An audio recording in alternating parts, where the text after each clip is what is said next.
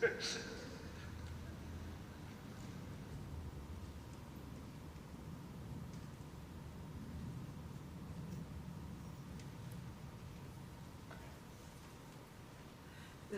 reading this morning is taken from Mark chapter 5, verses 21 to 43. When Jesus had again crossed over by the boat to the other side of the lake, a large crowd gathered round him while he was by the lake. Then one of the synagogue rulers named Jairus came there.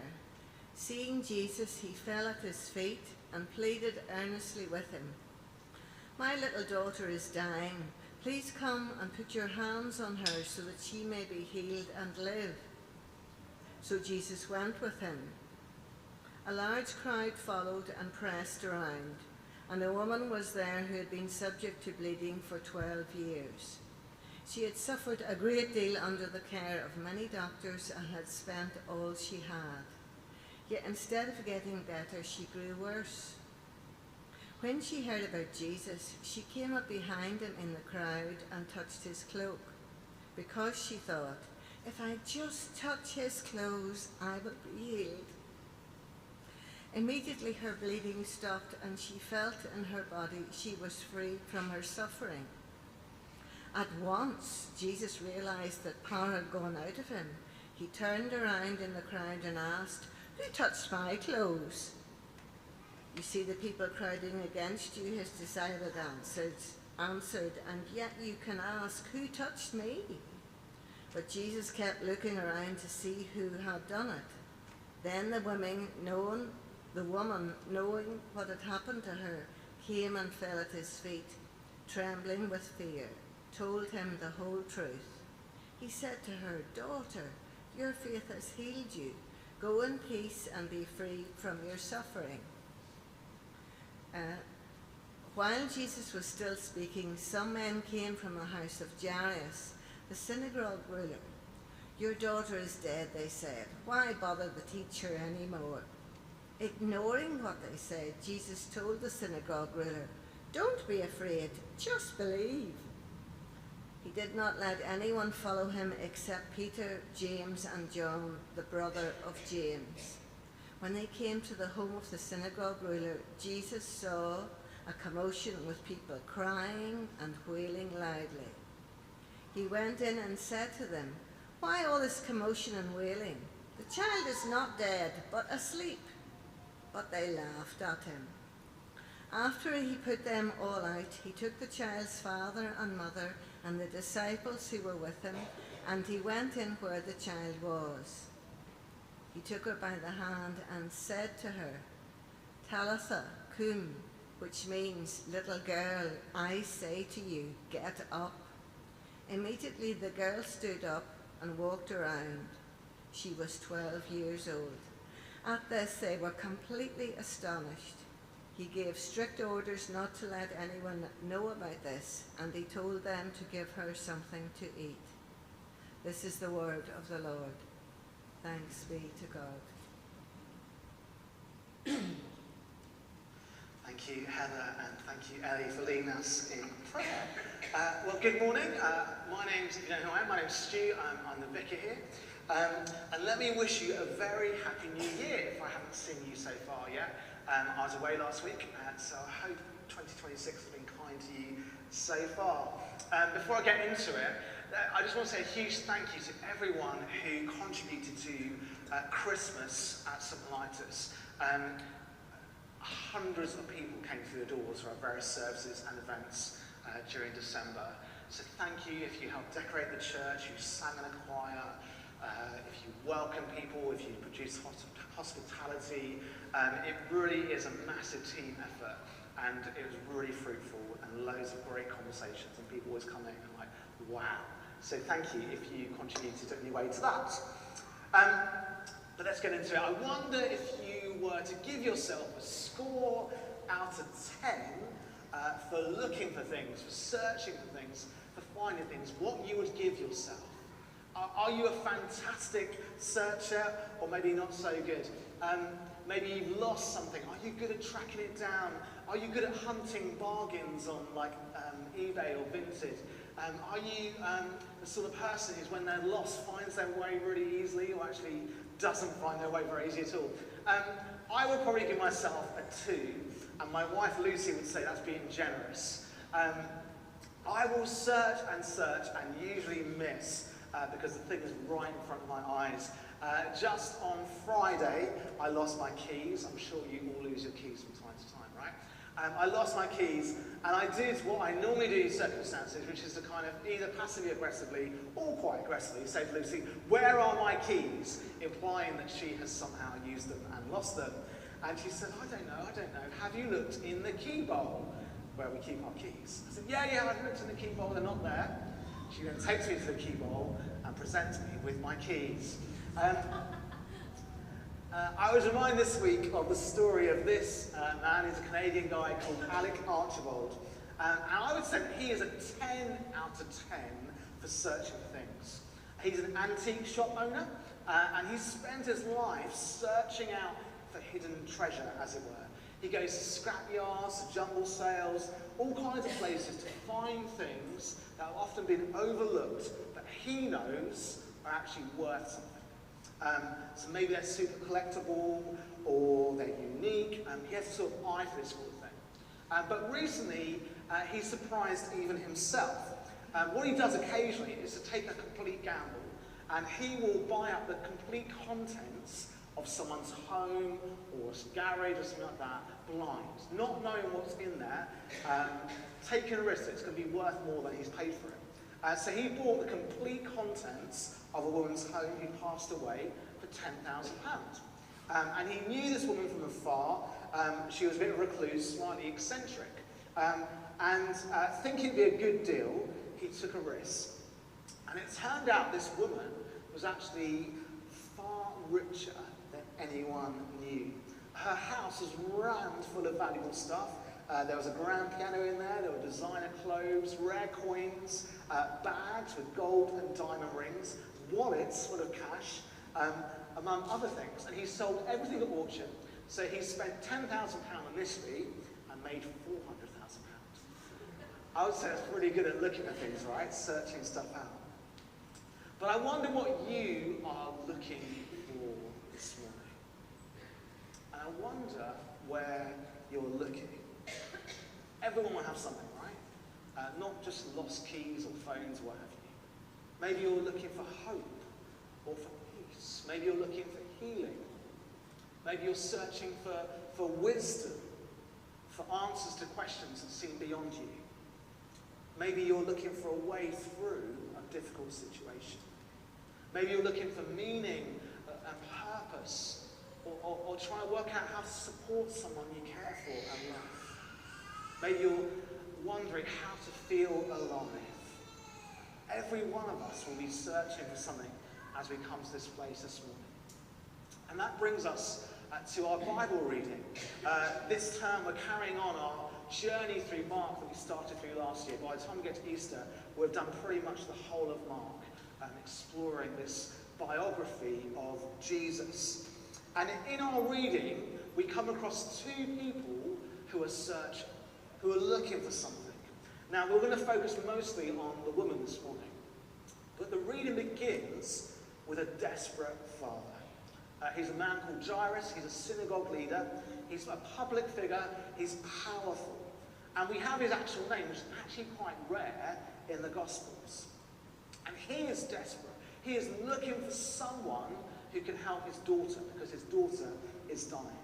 So he comes to Jesus, tells him the situation, and Jesus agrees to go with him. But on the way, Jesus is interrupted by a woman.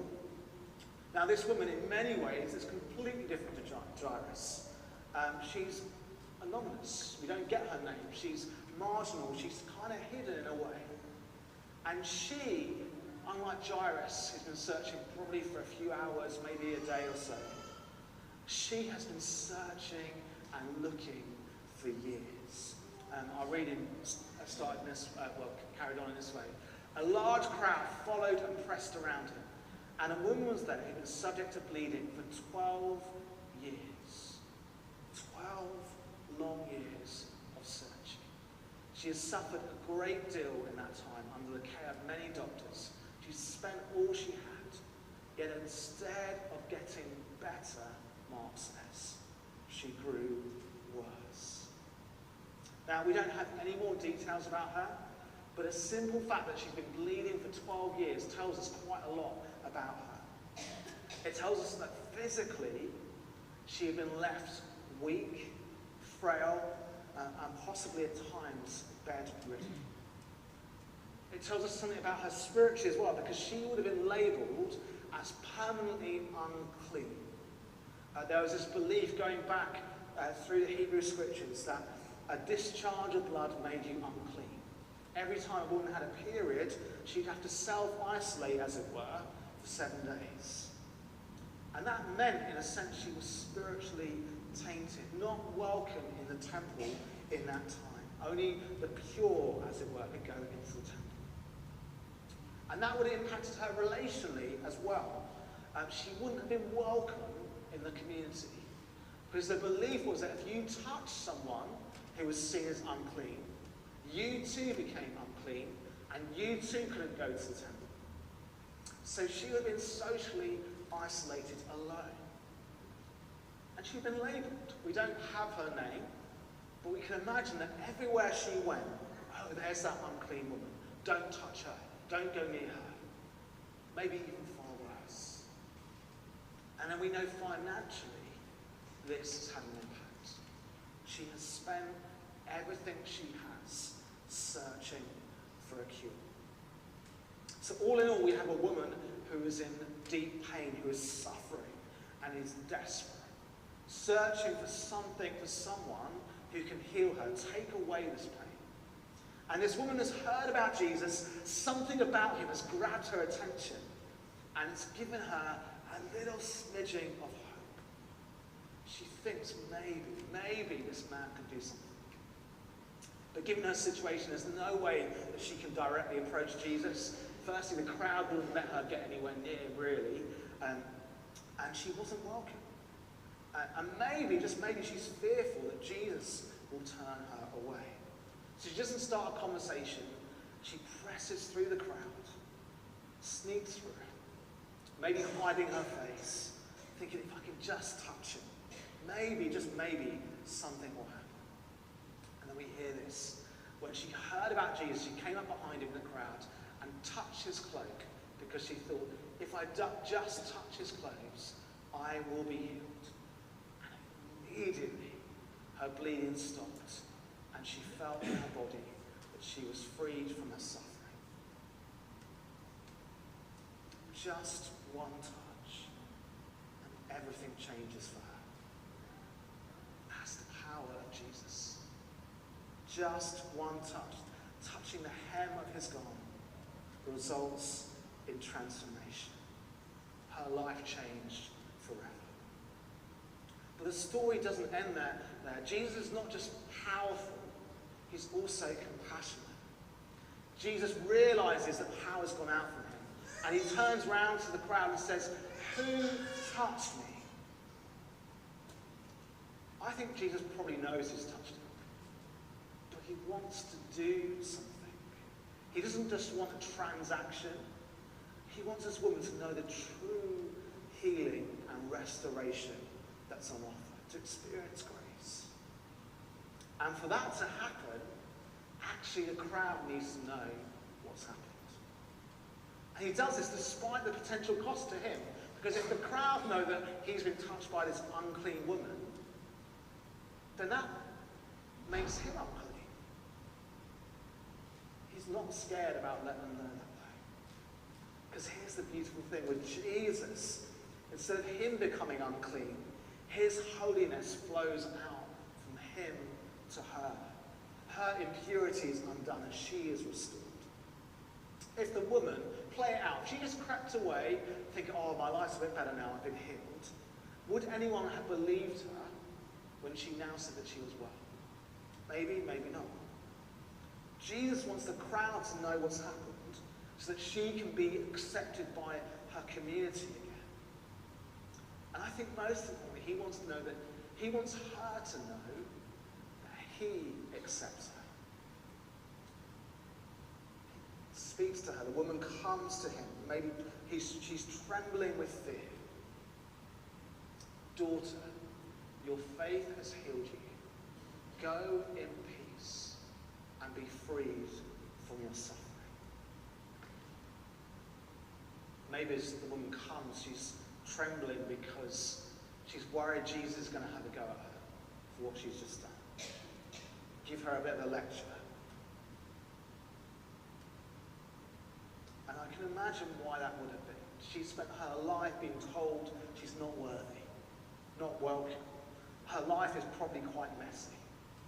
Others don't have time for her, but Jesus has. I love that he calls her daughter. Such an intimate term, beautiful term. This lonely, broken woman finds a saviour, a deliverer, a healer who is powerful, yes, but more than that, is gentle towards her. He is kind towards her. He's compassionate. He welcomes the most messed up, the most fearful. Tells us we don't have to have it all together to come to him. We don't need to have perfect faith and neat, tidy life. Jesus sets her free. And I've wondered this week, upon this story, whether we might learn something from her faith in this moment. Her life is messy, as I said. She doesn't have all the answers. She's fearful, maybe, and she's desperate. It's not a neat and tidy life, but she knows one thing. She knows where to look. And she knows who to look to. And she reaches out to Jesus.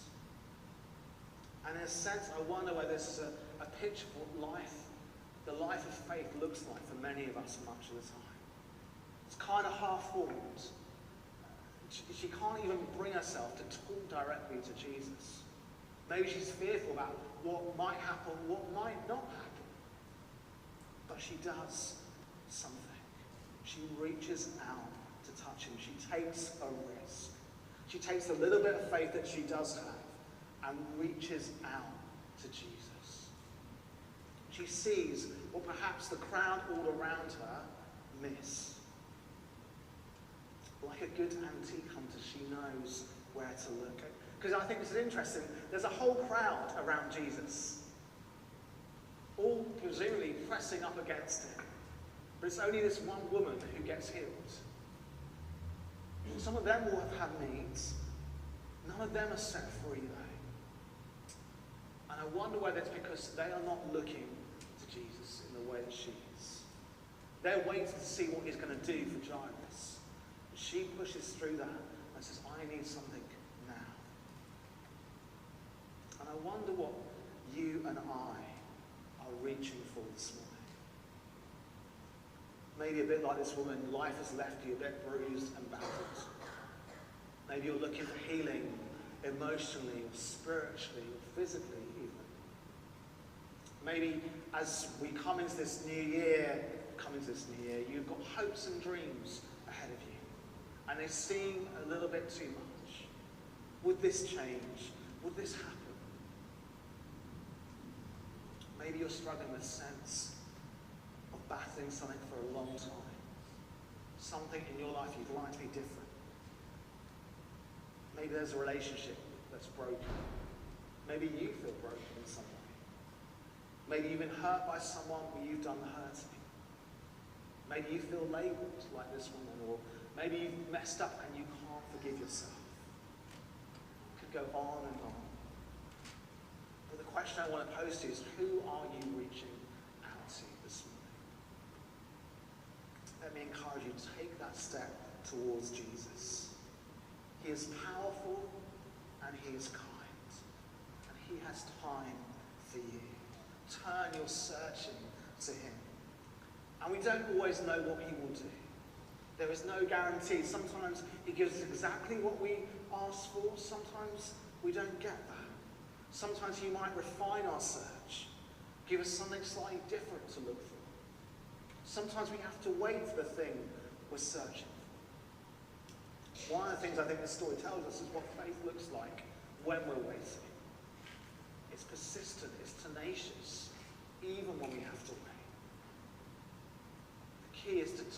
searching to him.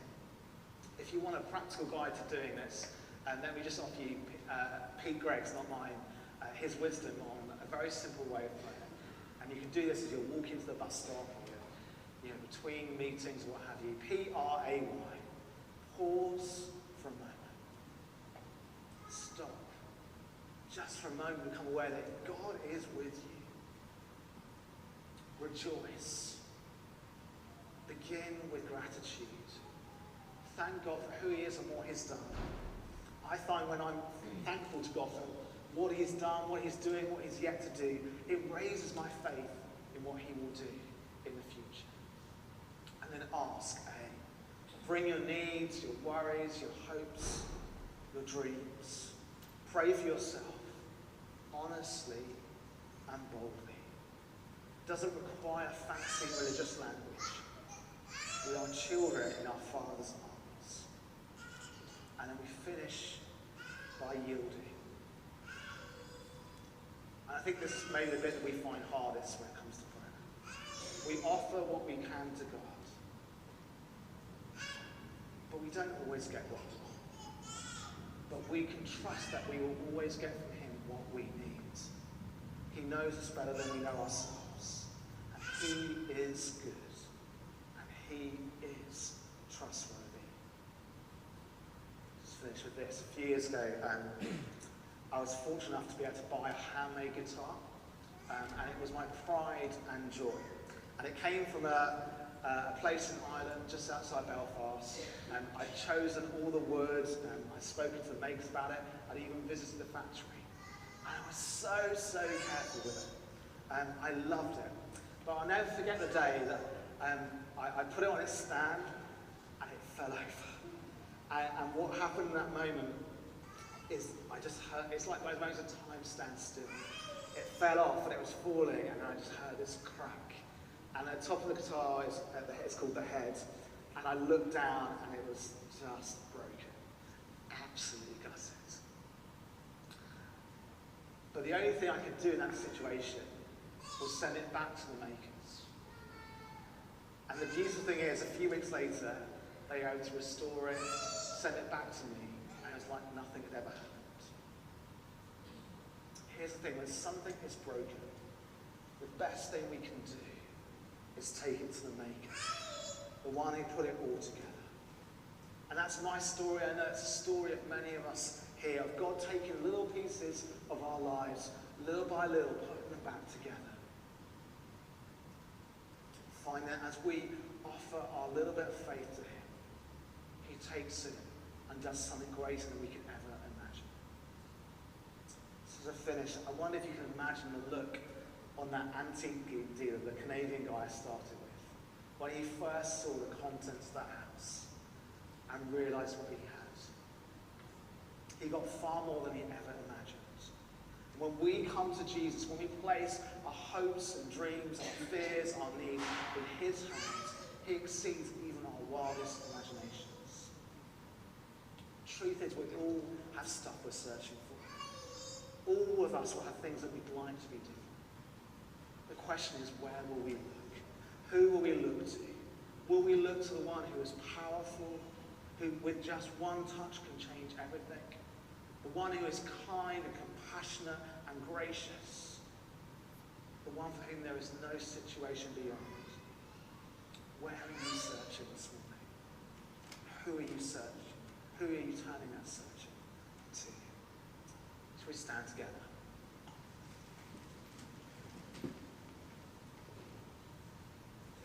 I wonder if I can invite you just for a moment to just close your eyes, to be still.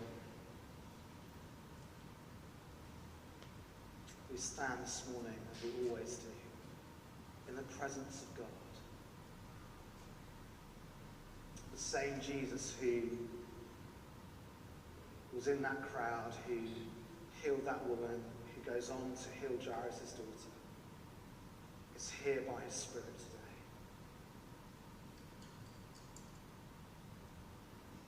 And let me ask you those two questions. What are you searching for this morning? And where are you looking? this invitation. Come afresh to Jesus with that searching.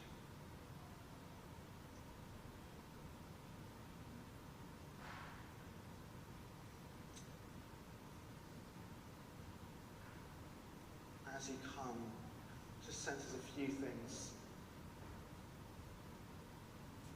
For some of us, we know we've been searching in the wrong place, as it were. And Jesus says, come to me. Maybe you might need to repent of searching in the wrong place. For some of us, though, it's been painful and a hard journey. And even when I stopped asking because it's so hard to keep waiting. I want to offer you the words of one of the men who encounters Jesus in the gospel. He says, Lord, I believe, help my unbelief.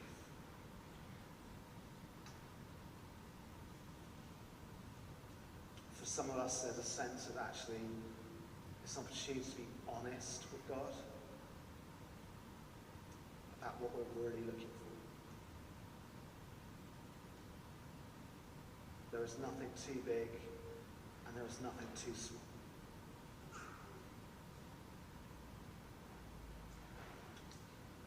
Having thought about those things now, I just want to invite you, if you wish, just to put your hands out. And this is a sign both of offering those things to Jesus, but also of yielding, of saying, I give this to you, this circumstance, this situation, this hope, this dream, this aspiration, this longing, I give it to you.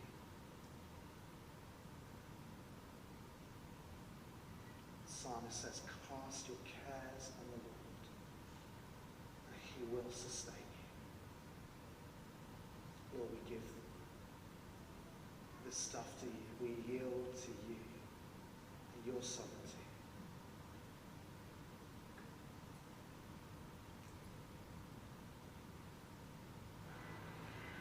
I have a sense that there are people who have received from God. You have received something and you know that you've unwrapped it. And you've had a look at it, and you've welcomed it. And then you've put it somewhere special. And it remains that somewhere special.